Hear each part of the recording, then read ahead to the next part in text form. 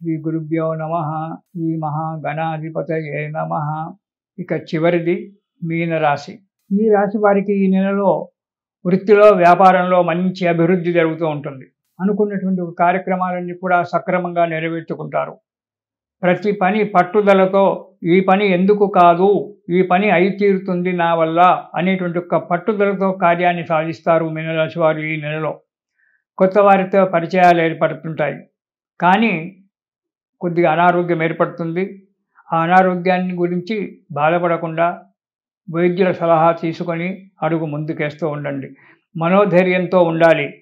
ఆత్మవిశ్వాసాన్ని ఎప్పుడు కూడా కోల్పోకుండా ఉండాలి.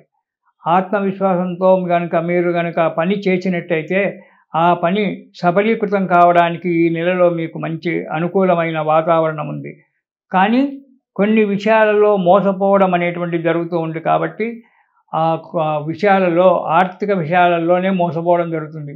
ఈ డబ్బు విషయంలో తగు జాగ్రత్తగా ఉండండి. లావాదేవీల వల్ల మోసపోవడం కాబట్టి ఇచ్చేటప్పుడు, తీసుకునేటప్పుడు చాలా జాగ్రత్తగా ఆలోచించి అడుగు ముందుకేయండి.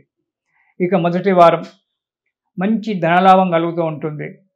వృత్తిలో అభివృద్ధి, కుటుంబంలో సుఖము, కొంత డబ్బు ఖర్చయినా కానీ అది మీ మంచిగా జరగడానికి ఆస్కారం కనబడుతూ ఉంటుంది.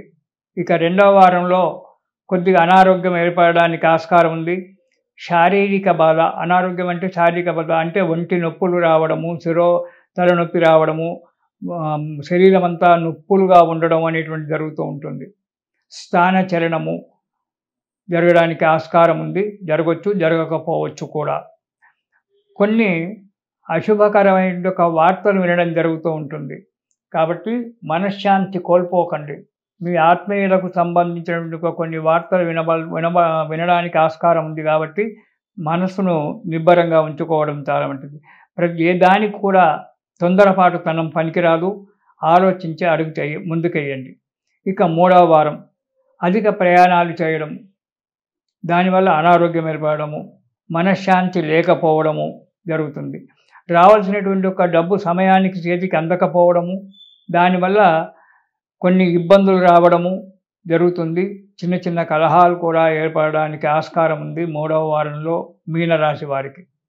ఇక నాలుగవ వారంలో నేత్ర వ్యాధి అంటే కంటికి సంబంధించినటువంటి కొన్ని రోగాలు, చిన్న చిన్నది కావచ్చు, పెద్దది కావచ్చు, అది చెప్పలేను. కానీ నేత్ర సంబంధమైన వ్యాధి రావడానికి ఆస్కారం ఉంది. దానివల్ల కొంత డబ్బు వ్యయం ఖర్చు అవుతుంది. అందవలసినటువంటి ఒక డబ్బు చేతికి రాకపోవడం వల్ల కొంత ఇబ్బంది అవుతుంది.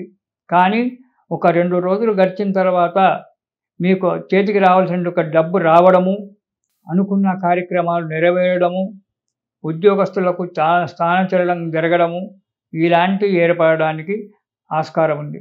కాబట్టి ఈ ఫలితాలే అన్నీ కూడా కరెక్ట్గా అనుకోకండి. మీ జాతకాలు వెరిఫికేషన్ చేసుకోండి. 10 సార్లు చెబుతూ ఉన్నాను. ఈ మీనరాశి వారు ఈ నెలలో శని స్తోత్రము, కాలభైరవ స్తోత్రము 2 కూడా పారాయణం చేయండి.